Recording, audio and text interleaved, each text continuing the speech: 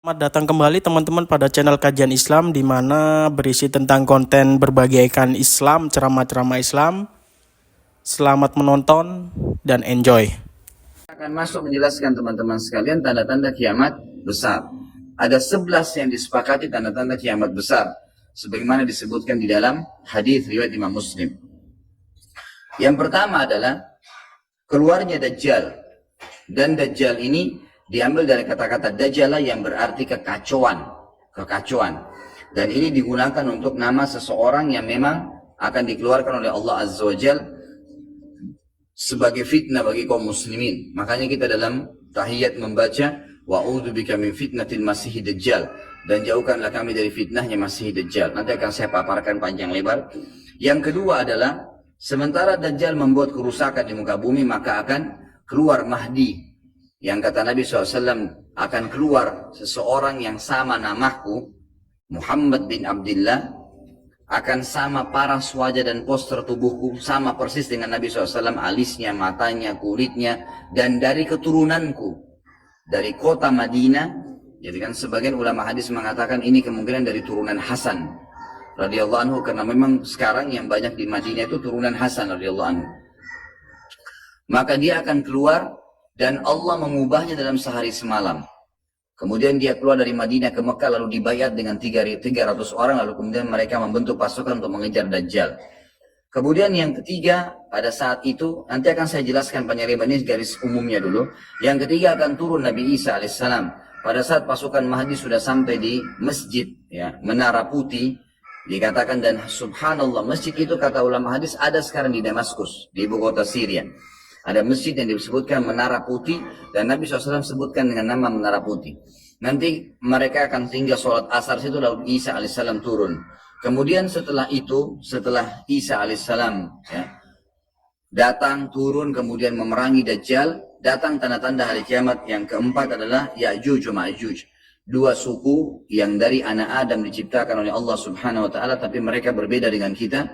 Mereka sangat beringas, memakan semuanya, kala jengking, ular, hewan-hewan, jumlahnya banyak.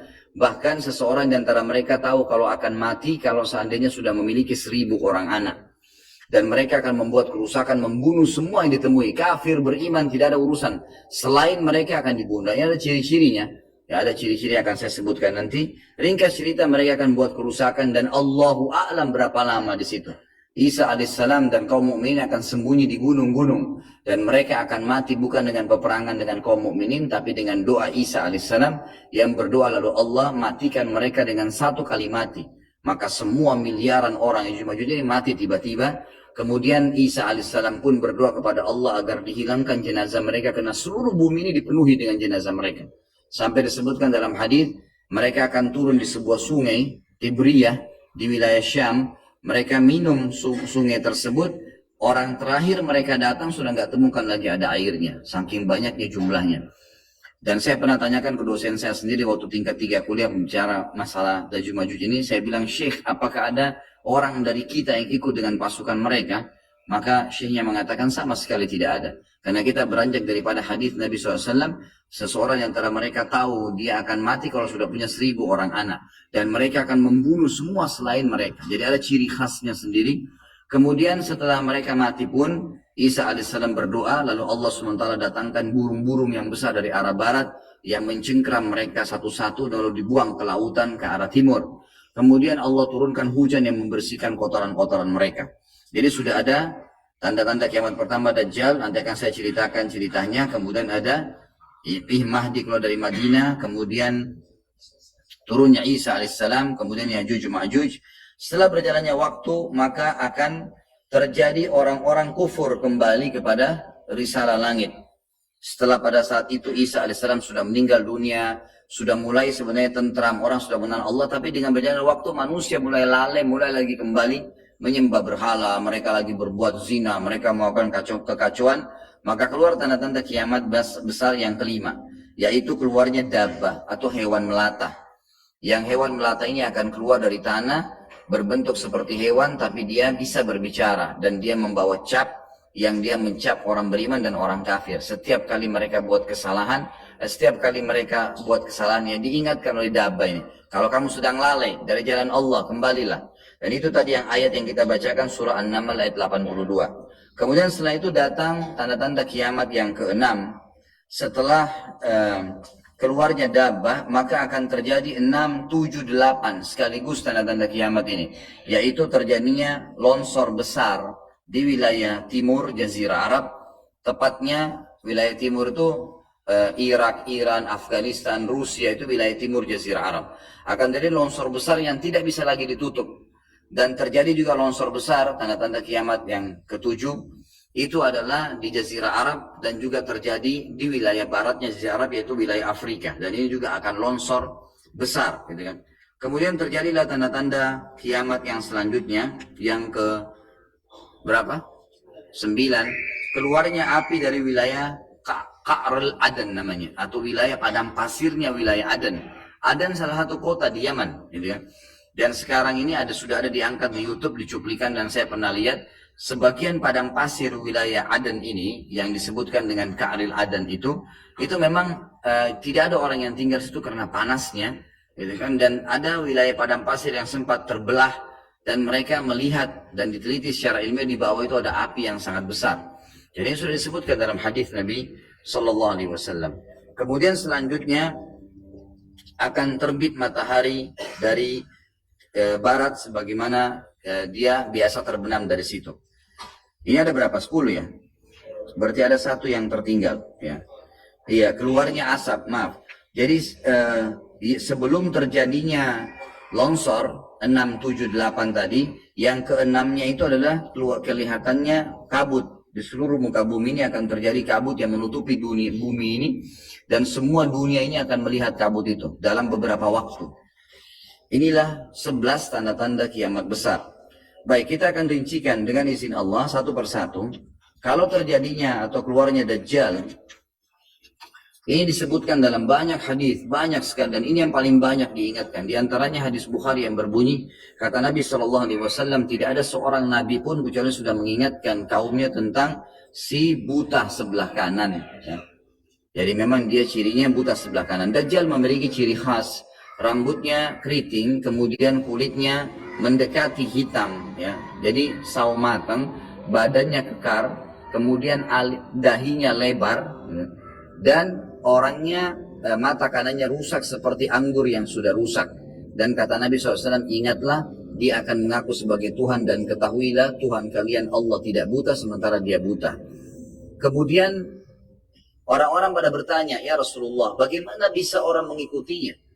Kata Nabi SAW, pada saat itu dunia akan ditimpa kelaparan, dan Dajjal memiliki bergunung-gunung makanan. Ini bahasa wahyunya begitu. Allahu alam seperti apa, yang jelas dia bergunung-gunung memiliki makanan, dan dia akan melewati seluruh muka bumi ini. Tidak ada satu tempat pun kecuali dia akan lewati, melainkan akan dilewati kecuali Madinah dan Mekah.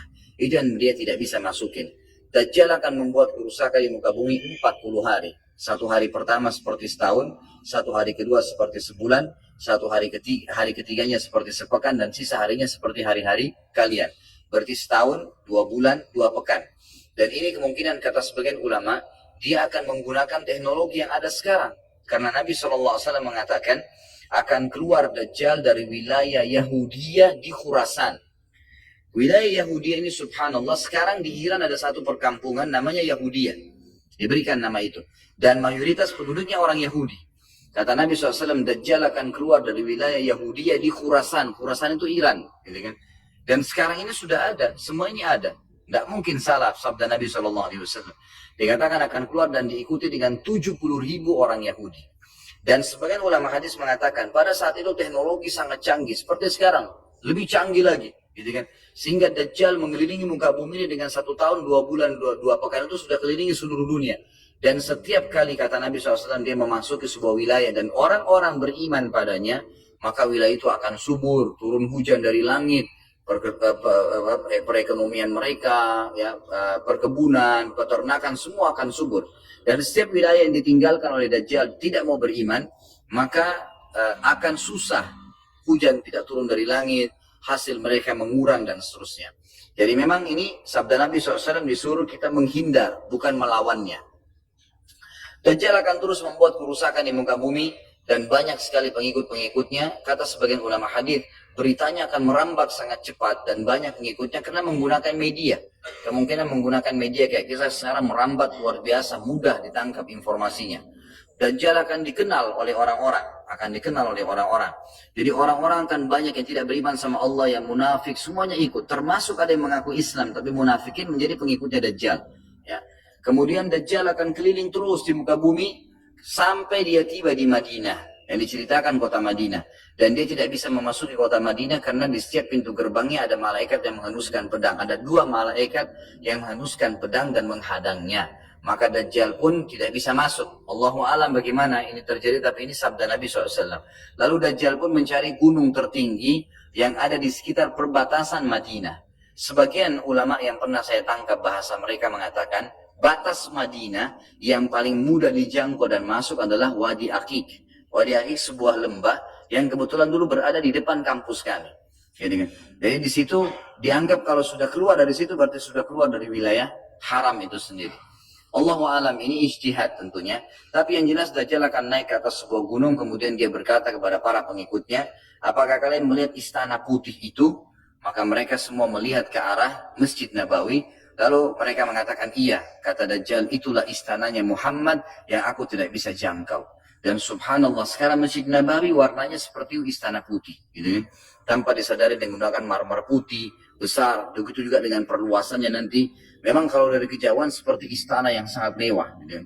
Ringkas cerita, Dajjal pun akhirnya sebelum pergi, dia sempat menyentakkan kakinya, kata Nabi SAW, sehingga membuat terjadilah gempa di Madinah dan membuat seluruh orang munafik di Madinah keluar jadi pengikutnya. Jadi gempa dan hanya tinggal di sana orang-orang beriman. Hanya tertinggal di sana orang-orang beriman.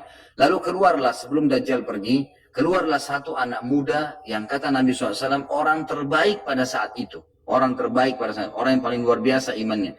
Masih muda di sini ulama mengatakan istilah syab dalam bahasa Arab bisa dari mulai balik 12 tahun sampai 40 tahun.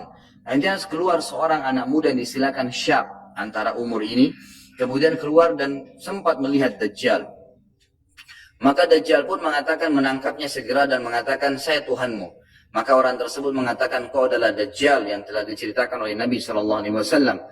Karena dalam hadis yang lain dikatakan setiap orang mukmin bisa melihat di dahinya tulisan kafara yang berarti kufur. Dia bisa membaca bahasa Arab atau tidak, tapi dia akan bisa membaca dengan hikmah Allah. Matanya orang mukmin bisa melihat itu sehingga dia tahu ini adalah Dajjal. Kemudian Dajjal pun mengambil gergaji dan membelah 2 dari kepala sampai kemaluannya sehingga anak muda itu terbelah 2 dan Dajjal melewati tengah-tengahnya dan seluruh pengikutnya bersorak-sorak. Lalu Dajjal berkata, bangkitlah. Bangkit kembali bersatu. Lalu kata Dajjal, apa kau sudah yakin saya Tuhanmu?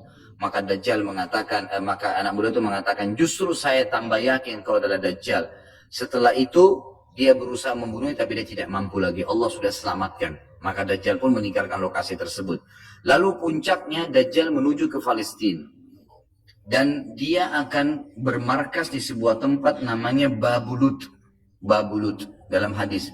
Subhanallah. Sekarang ini sudah ada kota di Israel yang mereka rebut wilayah Palestina, sebuah seperti kecamatan, ya. Kalau yang saya tangkap, saya depan ada cuplikannya, itu ternyata diberikan nama Babulut oleh orang Yahudi. Dan ini disebutkan dalam hadis dengan lafaz itu Babulut, ya, Bablut, gitu kan. Ini subhanallah saya lihat cuplikannya Babulut, gitu. Ini luar biasa nih, seperti sabda Nabi SAW. Dan sekarang mereka lagi fokus membangun, menjadikan wilayah itu wilayah yang paling mewah di Israel. Subhanallah, gitu kan.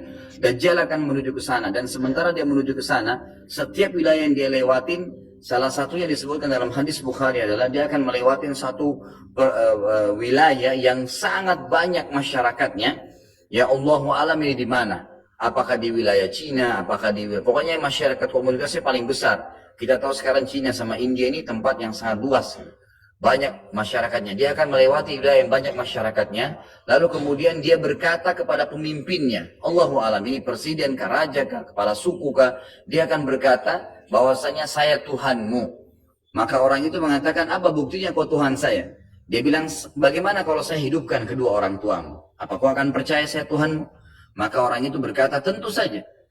Ada Dajjal, tunjukkan kuburannya. Ditunjuk kuburannya, lalu Dajjal mengatakan, keluarlah. Maka keluarlah orang tuanya dan berkata ibu ayahnya, ikutlah pada orang ini ikutlah pada ini karena dia adalah Tuhanmu. Maka akhirnya kepala suku atau kepala negara itu pun menyatakan ikut dan seluruh masyarakatnya ikut.